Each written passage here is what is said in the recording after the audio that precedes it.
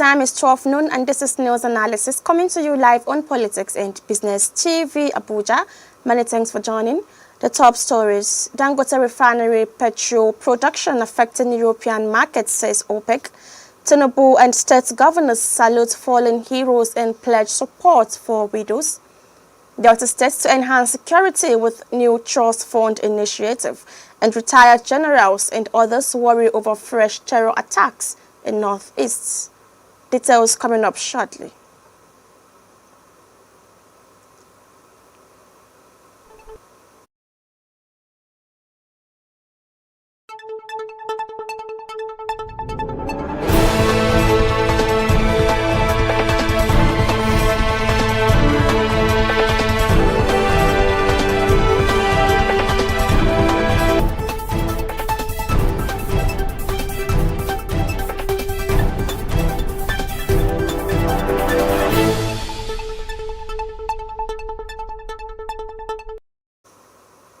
Welcome back and many thanks for joining us on today's program. My name is Idris Amina. Now the details. The Organization of the Petroleum Exporting Countries says the Dangote Petroleum Refinery and its efforts to ramp up premium motor spirits production are impacting the PMS markets in Europe. The 650,000 capacity Dangote refinery, which began operations in January last year, started producing PMS in September, years after the country had relied solely on importation for its fuel needs. Since it started production, the refinery has exported petrol, diesel, and aviation fuel to other countries within and outside Africa. A report by OPEC on Wednesday stated that the emergence of Dangote refinery has reduced the importation of petroleum products from Europe to Nigeria. Meanwhile, President Bola Tinubu on Wednesday hailed the sacrifices of men and women of the armed forces which lay down and continue to lay down their lives to ensure Nigeria's territorial integrity. In a tweet posted on its official X handle to mark the 2025 Armed Forces Remembrance Day, the president said, "Let us eschew violence and divisive tendencies for a peaceful and prosperous nation. Let us all become ambassadors of peace." The president, who is currently at the United Arab Emirates for Abu Dhabi Sustainability Week, was represented at the laying of wreaths at the National Arcade in Abuja by Vice President Kashim Shettima, the Senate President Godswill Akpabio, Speaker of the House of Representatives Tajuddin Abbas, represented by the Deputy Speaker Benjamin Kalu, the Chief Justice of Nigeria Justice Kudirat Kekere Ekun, ministers, service chiefs, and others joined the Vice President to honor the fallen heroes in Abuja. Governors, their deputy speakers of the House of Assembly, and chief judges, among others, also honored the fallen heroes in their respective states. The event was the climax of activities for the 2025 Armed Forces celebration and Remembrance Day, usually marked every January 15th to mark the end of the Nigerian Civil War in 1970. Similarly, retired generals have expressed worries over the resurgence of terrorist attacks in the Northeast, stressing the need to curtail the development. Amnesty International, however, pointed out that the violent escalation indicates a security measures. At least 40 farmers were reportedly killed in the Domba community in the Kukawa local government area of Borno State on Sunday by suspected Boko Haram and the Islamic State of West African province fighters. On Tuesday, Boko Haram insurgents also attacked the Shikarukir community in the Chibok local government area of Borno State, burning a church and houses. The still news analysis on Politics and Business TV. In another news, Nigerian teacher among top 50 educators worldwide. Details coming up shortly.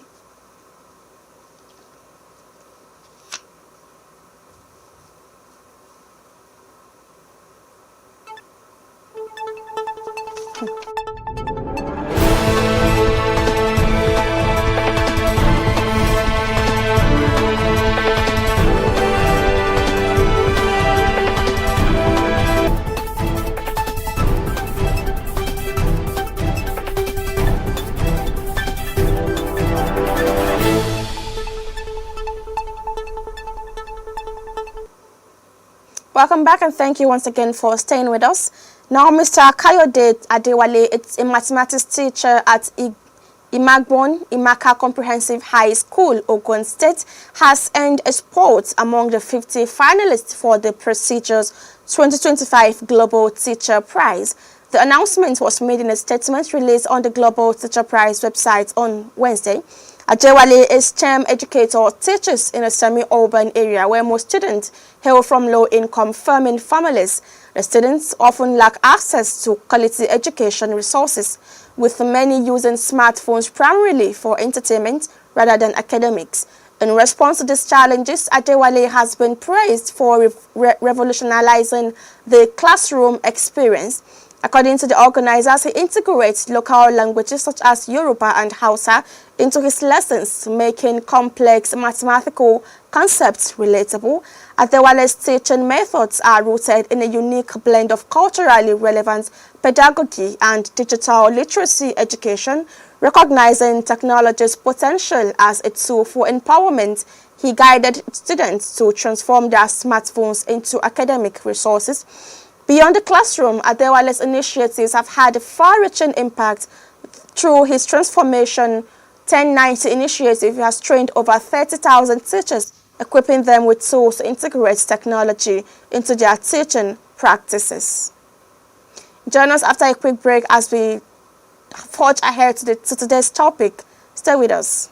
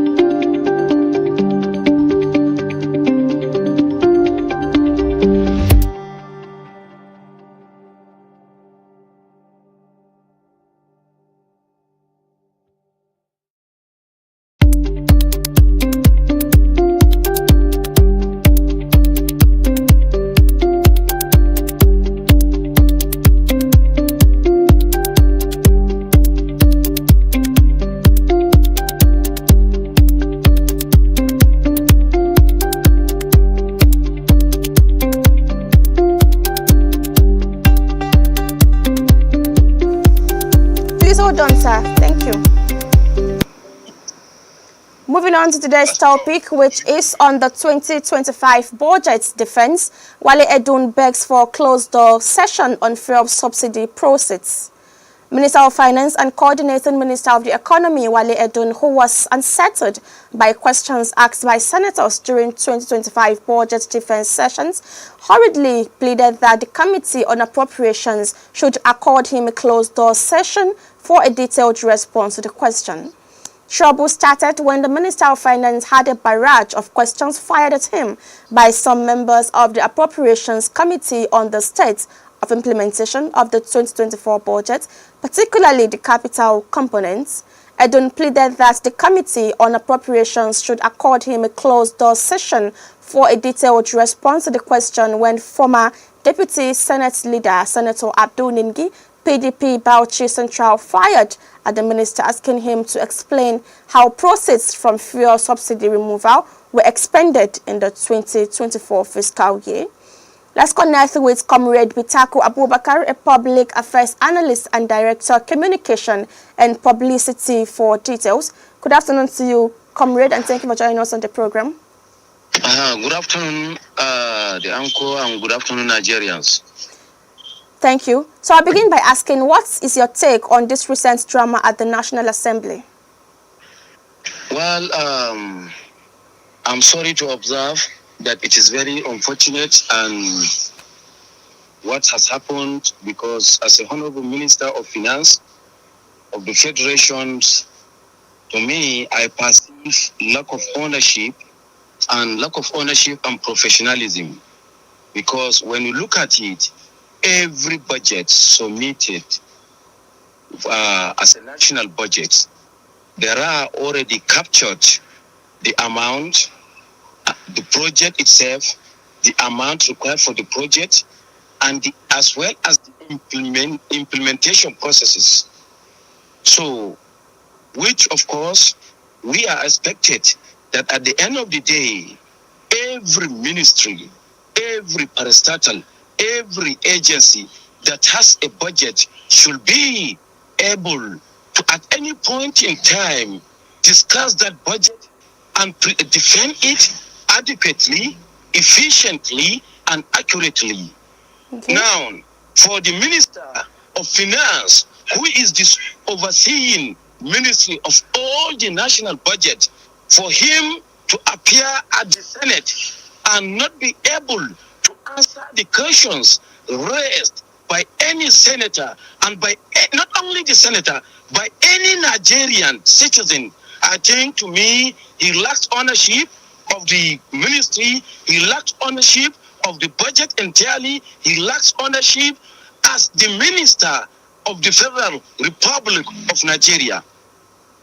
All right, so okay, so quickly, I would love to ask: does this whole drama, does it validate the governor of Bauchi comments that the presidency isn't sincere about how much is saved from subsidy?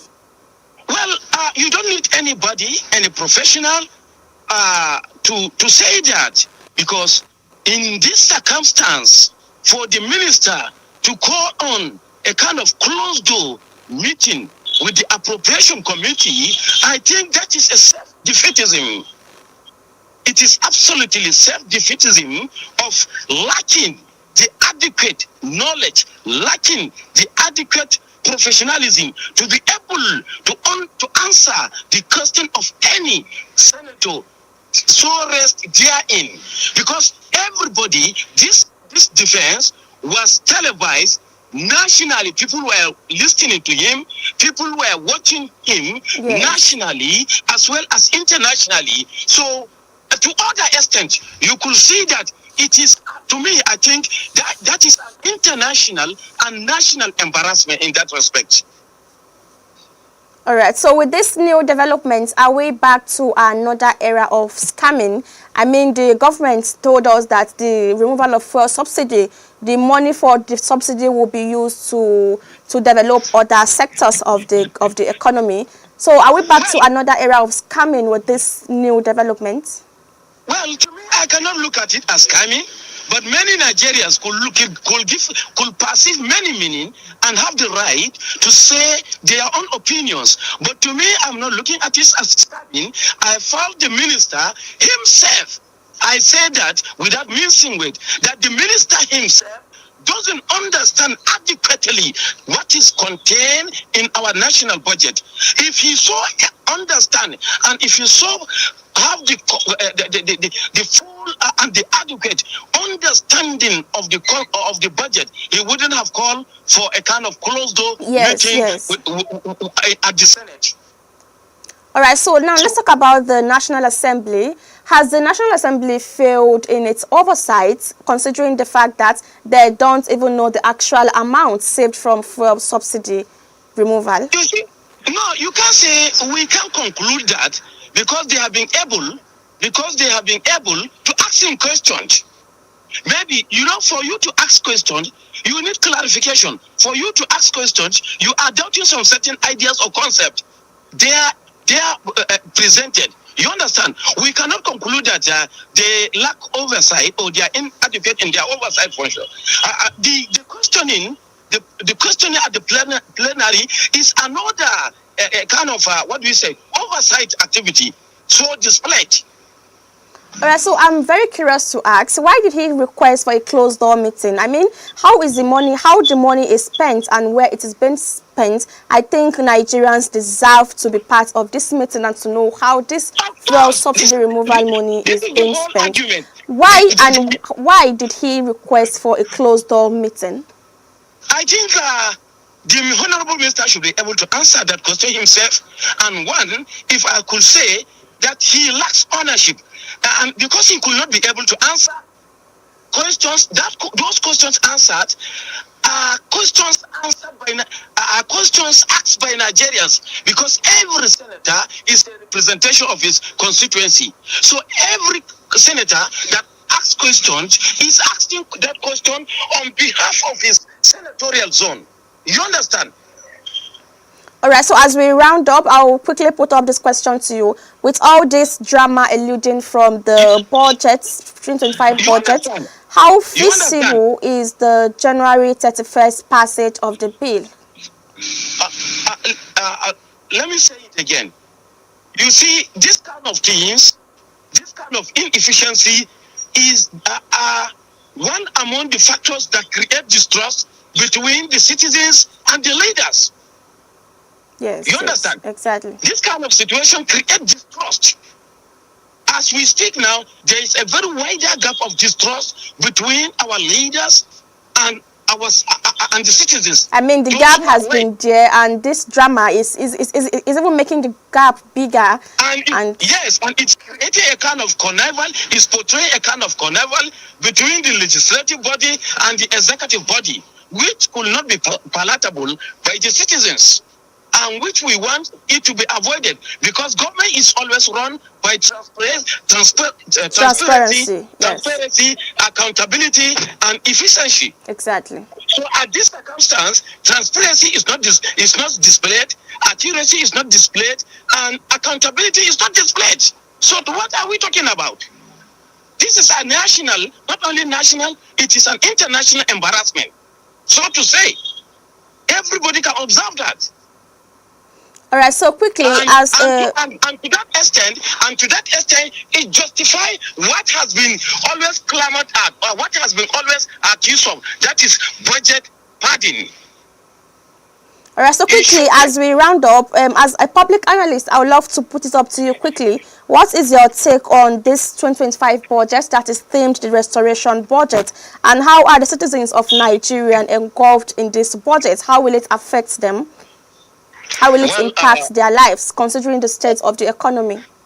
Well, first of all, I urge this administration under the stewardship and the leadership of President Bola Ahmed Tinubu to ensure that effective and adequate budget implementation is carried out. By so doing, we can kind of see the dividend of democracy. We can